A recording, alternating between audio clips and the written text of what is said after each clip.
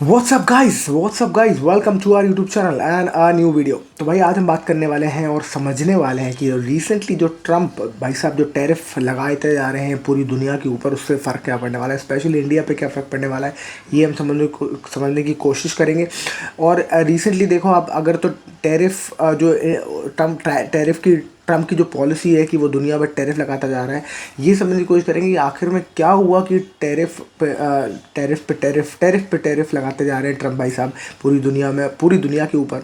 तो एक बार ये समझने की कोशिश करते हैं कि ये कहाँ, ये सिचुएशन क्यों आई और क्यों ट्रम्प को टैरिफ लगाने की ज़रूरत पड़ रही है। तो इसको अगर हम बैकग्राउंड में जाके देखें तो हमें समझ में आता है कि भाई बहुत साल पहले ट्रम्प ने और यूएस ने दुनिया को ठेका लिया कि हम इनोवेट करेंगे। अच्छा, वो चाहते थे कि वो मैन्युफैक्चरिंग सेक्टर में घुसे, वो चाहते थे कि वहाँ सब कुछ मैन्युफैक्चर वो खुद कर पाए, पर वो मैन्युफैक्चरिंग जो कैपेबिलिटी है वो डिपेंड करता है ह्यूमन रिसोर्स के ऊपर। जितने ज़्यादा लोग उतना ज़्यादा आप प्रोडक्शन कर सकते हो, क्योंकि ह्यूमन लेबर आपको चाहिए ही चाहिए। जब तक अभी आप ऑटोमेशन कर सकते हो, अभी आप रोबोट्स के थ्रू बनवा सकते हो, बट उससे पहले तक हर चीज़ ह्यूमन के थ्रू बनाई जाती थी, राइट। तो एक तरीके से जो यूएस है, वो यूएस ने बड़ा अच्छे सोचा कि यार हमारे पास ह्यूमन लेबर तो है नहीं, तो हमें क्या करना चाहिए, हम कैसे दुनिया पे राज कर सकते हैं। तो उसने कहा कि ये काम करो, हम मैन्युफैक्चरिंग में तो घुस नहीं सकते, तो हम किस में घुसेंगे, सर्विसेज के लिए भी शायद ह्यूमन लेबर चाहिए, तो हम वो भी नहीं घुस सकते। तो अल्टीमेटली आप देखो कि दुनिया में जो राज करने वाला है वो राज करने वाला बंदा होता है जो कि सोचता है बैठ के, है। दूसरा बंदा होता है राज करने वाला जो कि उसको एग्जीक्यूट करने के लिए मैनेज करता है, मैनेज जो करता है बेसिकली। और तीसरा जो बंदा राज करने वाला होता है वो होता है जो बनाता है, राइट। तो ऐसे इसका ये ऐसे प्रोग्रेसिव जो क्या कहते हैं इसका सीढ़ी है, वो आप ऐसे समझो कि सबसे नीचे होता है जो मेहनत करता है, जो बनाता है चीज़ें, जैसे कि मजदूर बिल्डिंग्स में। दूसरे नंबर पे होता है जो आर्किटेक्ट और जो डिज़ाइनर जो उसको शेप दे रहे हैं। और तीसरे नंबर पे हो जाता है जो होता है मालिक, जो उसके पास पैसा है, जो बनवा रहा है, राइट। तो सबसे ज़्यादा अमीर हुआ मालिक, फिर हुआ आपका आर्किटेक्ट और सिविल इंजीनियर्स, और लास्ट नंबर पे हुआ मजदूर जो उसको बना रहे हैं। तो अगर हम देखें इस टोटल चीज़ों में, इन टोटल चीज़ों में, तो हम मैन्युफैक्चरिंग के अंदर बहुत पहले चाइना अपने आप की अपनी पकड़ बना चुका था। तो चाइना के पास क्योंकि ह्यूमन लेबर हमसे भी ज़्यादा थी और एक टाइम पे बहुत बड़ी पॉपुलेशन थी, तो चाइना ने कहा कि हम बनाएंगे सारी चीज़ें, और हर चीज़ जो है पूरी दुनिया की चाइना के पास जाने लगी। तो चाइना मैन्युफैक्चरिंग में इतना ज़्यादा पायनीर करता गया अपने आप को। तो जब ह्यूमन रिसोर्स होता है ना इंसान के पास, तो दिमाग भी चलता है, तो वो मैन्युफैक्चरिंग में अपने आप को मैन्युफैक्चरिंग में ही उतना ऑटोमेट करते रहे वो मैन्युफैक्चरिंग को, कि अब वो बहुत सस्ते में बहुत ही बड़ा प्रोडक्शन निकालने की कोशिश करते हैं। इनफैक्ट वो सोचते ही नहीं है एक चीज़ बनाने की, वो एक चीज़ की अगर 50,000 पीसेस बनाने में बिलीव करते हैं, वो कहते हैं कोई बात नहीं, नहीं बिकेगा पर बना डालो 50,000 पीसेस। इनफैक्ट चाइना की जो पॉलिसीज़ थी, उन्होंने हमेशा ये पुश किया लोगों को कि बनाओ बनाओ, काम करो काम करो। इनफैक्ट अभी भी आप देखोगे चाइना में बहुत सारी, जब वहाँ की जनता के पास काम नहीं होता है, वो कहते हैं चलो भाई बिल्डिंग बनाओ, बिल्डिंग बनाने शुरू कर देते चाइना। ये तब भी होता है जब लोगों के बीच में काम नहीं होता, लोगों के पास पैसा नहीं होता। तो पैसा पुश करने के लिए सरकार क्या करती है, कंस्ट्रक्शन जो फैसिलिटीज़ है वो बढ़ा देती है, जिससे कि लोग उसमें एम्प्लॉय हो जाएं। बिजली वाला अपना काम करेगा, मजदूर अपना काम करेगा, तो बहुत सारे लोगों को काम मिल जाएगा। तो इस तरीके से चाइना ने बहुत सारी बिल्डिंग्स भी बना दी है, जिसको हम घोस्ट सिटीज़ कहते हैं आज, और उस वहाँ कोई नहीं रहता। तो खैर उस पर हम वीडियो को भी बाद में बात करेंगे एग्जैक्टली कि क्या चाइना में क्या हो रहा है। पर आप ये सोचो कि चाइना ने इस तरीके से पायनियर कर लिया मैन्युफैक्चरिंग को। दूसरे नंबर पे आए इंडियंस ने कहा क्या कर सकते हैं हम।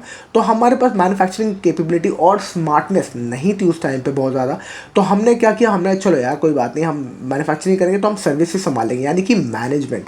तो हम सर्विसेज सेक्टर में घुस गए और इंडिया सर्विस सेक्टर का बादशाह बन गया एक टाइम बाद। तो दूसरे नंबर पे अगर देखा जाए तो इंडिया सर्विस सेक्टर का बादशाह बन गया, और इंडिया हर जगह की जो सर्विस सेक्टर है, बीपीओज, ये जो कॉलिंग जो सेक्टर हैं, जो कि मैनेजमेंट सेक्टर हैं, जो प्रोजेक्ट मैनेजमेंट सेक्टर है, आईटी जो है, ये सारा जो काम आ गया वो इंडिया के पास आ गया।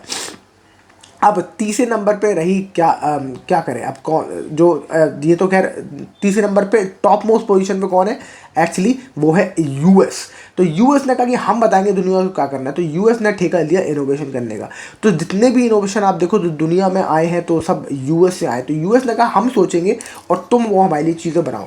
तो आपको सोचने का टाइम तब मिलता है जब आपका पेट भरा होता है, जब आप देखो, जब जितने भी राजा बुद्ध, भगवान बुद्ध भी दुनिया में सैर पर निकले थे, तब जब उसके पास उसका पेट भर आता था वो राजा थे। तो उनको कहा कि जब आदमी का पेट भर जाता था वो सोचता है कि हाँ ये दुनिया किसने बनाई, मैं पर्पस ढूंढने निकलता हूँ, क्यों क्यों हमारी ज़िंदगी का पर्पस है तो ढूंढने निकलता है। तो जब तक आपका पेट नहीं भरा होता है आप उस पर्पस पे निकलते नहीं हो। तो क्योंकि अमेरिका का पेट भरा था तो अमेरिका ने कहा कि भाई हम बताएंगे क्या सोचना है। तो हम वो उसने सोचना का ठेका ले लिया, और सोचने का ठेका लिया तो उसने सारे इनोवेशन वहीं हुए। एडिसन से लेके जितने भी इनोवेशन है, जितने भी बल्ब बने, जितनी बिजली की क्रांति आई, फिर टेक्नोलॉजी की क्रांति आई, जितना एप्पल ने फ़ोन में इनोवेशन कर दिया, how people will walk, Google आ गया। तो ये सारी जो उन्होंने एटमॉस्फेयर क्रिएट किया अमेरिका ने, वो इस तरीके से क्रिएट किया कि भाई आप करो इनोवेशन, हम करेंगे इनोवेशन। और बहुत सारी ग्रांट्स और बहुत सारी फैसिलिटीज़ भी दी वहाँ की यूथ को कि आप इनोवेशन में और रिसर्च में पार्टिसिपेट करो, हम आपको पैसा देते हैं। इतना कैश बर्न किया उन्होंने। बहुत सारी चीज़ें नहीं वर्कआउट हुई होंगी ऑब्वियसली, पर इतना कैश बर्निंग करने की कैपेबिलिटी उन्होंने दिखाई, जिसके वजह से आज वो इनोवेटर्स हैं। और हमारे जहाँ हमारे देश में जब इतना पैसा नहीं था तो हमारे पास कैश बनने की कैपेबिलिटी नहीं थी, तो इतना इनोवेशन नहीं हो पाया उस टाइम पे। तो इस तरीके से अमेरिका राज कर रहा था, मैन्युफैक्चरिंग करके दे रहा था चाइना, और हम उस सर्विस सेक्टर बने हुए थे। अब क्या हो रहा है कि धीरे धीरे अमेरिका को ये समझ में आ रहा है कि भैया हम पीछे पिछड़ते जा रहे हैं अब, क्योंकि इनोवेशन में एक जगह हॉल्ट लगता हुआ दिखाई दे रहा है। अमेरिका को लग रहा है कि इनोवेशन में अब हम आगे क्या इनोवेट करेंगे। जब तक हम कॉन्टिन्यूसली इनोवेट नहीं करते रहेंगे, जब तक हमारी इकोनॉमी बूम नहीं होती है। अब आप देखो तो बहुत टाइम से इनोवेशन पे बहुत बहुत ज़्यादा इनोवेशन नहीं हो रहा एआई के अलावा। एआई और टेक्नोलॉजी में बात हो रही है। दूसरा एक और फैक्टर है जो अब अमेरिका को लगता है कि क्योंकि एआई आ गया है तो उससे बहुत सारी चीज़ें ऑटो ऑटो मतलब ऑटोनोमी मतलब ऑटोमेटिक कर सकते हैं, right, with the help of robots. और वो सारी चीज़ें आप मैन्युफैक्चरिंग में महारत हासिल कर सकते हो। तो अब अमेरिका को लगता है कि अब क्योंकि with the help of automation is the right word जो मैं भूल गया था, ऑटोमेशन और ये AI, we can bring back all the manufacturing things जो हम दूर से आउटसोर्स कर रहे थे अभी तक। अमेरिका से, चाइना और इंडिया से थोड़ा बहुत मैन्युफैक्चरिंग ले रहे थे, तो वो हम वापस ले सकते हैं। और इस चक्कर में अमेरिका अब लगातार ट्रम्प टैरिफ ठोकता जा रहा है, जिससे कि उसको डिपेंडेंसी ऑन दूसरी कंट्री मैन्युफैक्चरिंग और सर्विस के लिए अब उसे कम करने का मन है।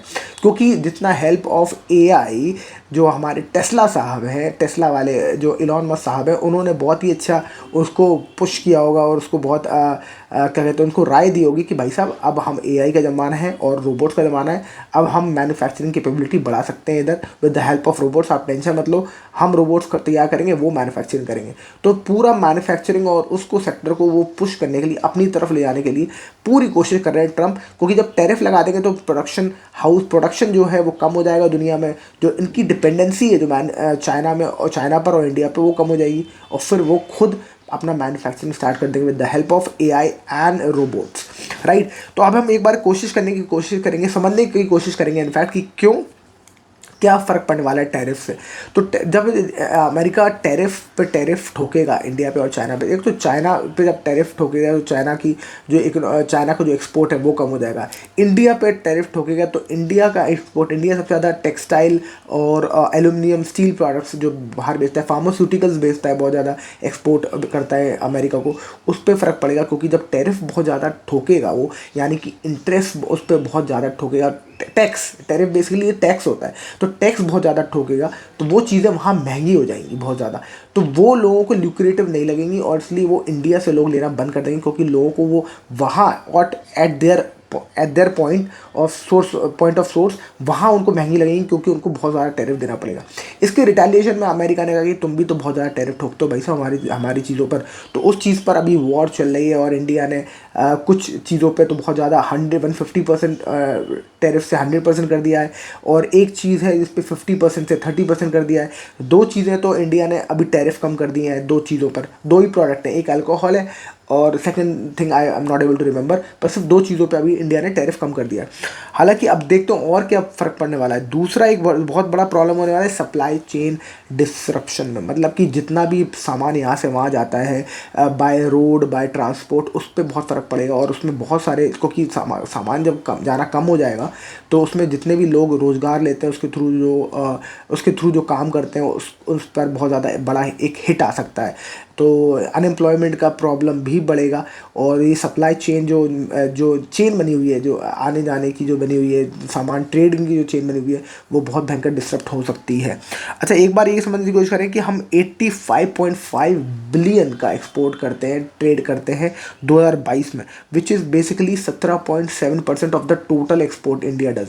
मतलब इंडिया जितना भी टोटल एक्सपोर्ट करता है उससे 17.7 सिर्फ यूएस के साथ करता है, राइट। अब तीसरा चीज़ हम समझने की कोशिश करते हैं, impact on the IT sector. आप देखो तो आज आईटी के सारे स्टॉक बुरी तरह धड़ाम धड़ाम गिर रहे हैं नीचे। इन्फोसिस और टीसीएस, इन सारे के स्टॉक्स गिर रहे हैं बिकॉज ऑफ द रीज़न कि आईटी स्टॉक्स पे बहुत ज़्यादा फ़र्क पड़ेगा, क्योंकि जब टैरिफ बढ़ा दोगे तो यहाँ के लोग वहाँ भेजना बहुत मुश्किल हो जाएगा, क्योंकि वहाँ हर चीज़ का जो कॉस्ट है वो बढ़ जाएगा। जो इंडिया यहाँ से सर्विसेज दे रहा है, जो आईटी सर्विसेज दे रहा है, वहाँ at the point of source जहाँ वो लोग ले रहे हैं वो उनको महंगी पड़ेंगी, क्योंकि सरकार उस पर मोटा टैक्स काटेगी।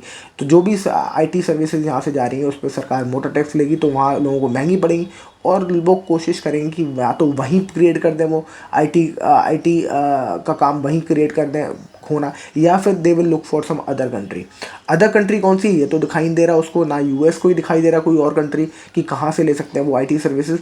बट मे बी वो they are thinking of something कि वो एआई की हेल्प से, या फिर with the help of automation, या फिर अपनी खुद का बहुत बड़ा आईटी का वो इंफ्रास्ट्रक्चर खड़ा करना चाहते हैं यूएस में खुद के। तो वो आत्मनिर्भर भारत की जगह आत्मनिर्भर यूएस होना चाहते हैं। लगता है मोदी जी की बात ट्रम्प ने सीरियसली ले ली ज़्यादा। आगे चलते हैं, स्टॉक मार्केट और इकोनॉमी में फ्लक्चुएशन दिखेगा आपको। स्टॉक मार्केट के बहुत सारे स्टॉक्स आपको गिरते हुए दिखेंगे, खासकर फार्मास्यूटिकल्स, आईटी, टेक्सटाइल, इन सब में आपको बहुत ज़्यादा गिरेगा। और मैं वही बोला था, स्टॉक मार्केट में देखो ऑलरेडी डिस्ट्रप्शन आ चुका है और ऑलरेडी गिरावट आ चुकी है। आईटी के स्टॉक्स बहुत ज़्यादा नीचे गिर चुके हैं इसी रीज़न से, क्योंकि टैरिफ की वजह से उनकी सर्विसेज महंगी होगी और उनका काम धीरे धीरे जो ऑर्डर उनको यूएस से मिलते थे वो कम हो जाएगा। तो उसकी वजह से आप देखोगे आईटी के स्टॉक गिरेंगे, क्योंकि लोग आईटी में अब बिलीव बहुत कम करेंगे और उस पर इन्वेस्ट नहीं करेंगे। इनफैक्ट आप ये सोचो ना, फॉरेन डायरेक्ट इन्वेस्टमेंट भी दुनिया से कम हो जाएगा। तो फॉरेन डायरेक्ट इन्वेस्टमेंट जो इंडिया आता था दुनिया से, बाहर से जो पैसा लगाते थे इंडियन स्टॉक मार्केट में, इन्फोसिस में या टीसीएस में, वो कम हो जाएगा। क्यों कम हो जाएगा? क्योंकि लोगों को लगेगा कि अब इनका जो बिजनेस है वो बहुत ज़्यादा फ्लरिश नहीं करेगा, क्योंकि अब यूएस इनसे ऑर्डर नहीं ले रहा है। क्यों नहीं ले रहा है? क्योंकि टैरिफ यूएस ने बहुत ज़्यादा बढ़ा दिए। तो बाहर का पैसा इंडिया आना बंद हो जाएगा, और जब बाहर का इंडिया आना पैसा बंद हो जाएगा, वैसे भी एफडीआई जो है वो एफआईआई जो है लगातार बेच रहे हैं इंडिया में माल, इसके बाद और बेचेंगे और हमारा स्टॉक मार्केट और धड़ाम गिरने वाला है। तो तैयार हो जाओ एक बड़े स्टॉक मार्केट क्रैश के लिए।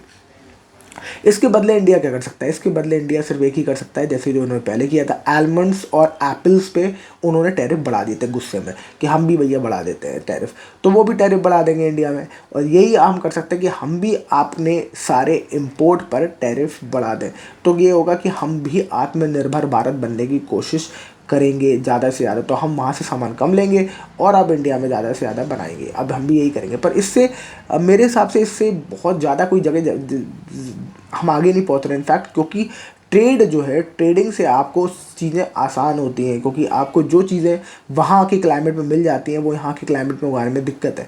तो आपको वहाँ जो इजीली मिल रही है वो वहाँ से ले लेती है। तो ट्रेड का फ़ायदा है कि ट्रेड का फ़ायदा ये है कि जो चीज़ तुम्हारे पास सस्ते में बन रही है वो हमें दे दो, हमारे पास जो सस्ते में बन रही है वो। तो ट्रेडिंग ट्रेडिंग जो चेन बनी हुई है वो डिस्टर्ब होगी, और ट्रेडिंग जो क्या कहते हैं रिलेशनशिप है वो और कम होता जाएगा, और which is not good at all for any economy.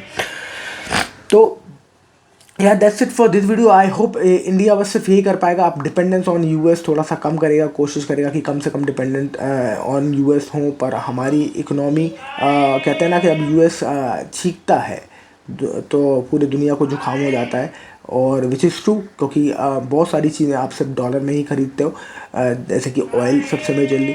तो कुछ तो प्रॉब्लम होने वाली है आगे। और this is a small video on कैसे क्या ट्रम्प साहब सोच रहे थे, और ट्रम्प आखिर अब वापस सारी नौकरियां जो उसने दुनिया में बांटी, पहले चाइना को बांटी और इंडिया को बांटी, अब वो वापस लेने की कोशिश कर रहे हैं। So that's it for the video. I hope you like the video. If yes, like, share, and subscribe, and I will see you in the next video. Thank you so much for watching. Bye bye.